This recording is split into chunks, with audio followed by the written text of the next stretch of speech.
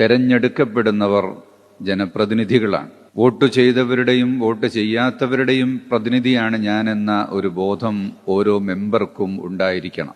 അതുപോലെ തന്നെ നാം വോട്ട് ചെയ്ത സ്ഥാനാർത്ഥി വിജയിച്ചാലും ഇല്ലെങ്കിലും വിജയിച്ച സ്ഥാനാർത്ഥി എൻ്റെ കൂടെ മെമ്പറാണ് എന്ന ബോധവും ഉണ്ടായിരിക്കണം. റിസൾട്ട് വരുമ്പോൾ അമിതാഹ്ലാദം, ആക്ഷേപവാക്കുകൾ, അഹങ്കാരം തുടങ്ങിയ പ്രയോഗങ്ങളെ നാം വളരെ സൂക്ഷിക്കേണ്ടതുണ്ട്. നമ്മുടെ നാവിൽ നിന്ന് വീഴുന്നതൊരിക്കലും തിരിച്ചെടുക്കാൻ പറ്റുകയില്ല എന്ന ബോധത്തോടുകൂടി ചിന്തിച്ചുകൊണ്ട് മാത്രമാണ് പറയേണ്ടത്. തെരഞ്ഞെടുപ്പ് ക്രിയാത്മകമായൊരു സംവിധാനമാണ്.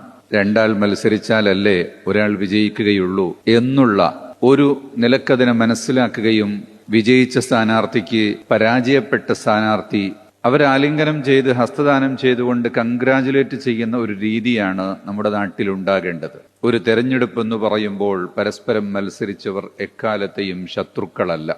രണ്ടു പക്ഷത്തു നിന്ന് വോട്ട് പിടിച്ചവരും എപ്പോഴും ശത്രുക്കളല്ല. അതൊരു മത്സരത്തിന്റെ ഗോതയിലുള്ള ഒരു പ്രക്രിയ മാത്രമാണ് എന്ന് മനസ്സിലാക്കുകയും വേണ്ടതുണ്ട്.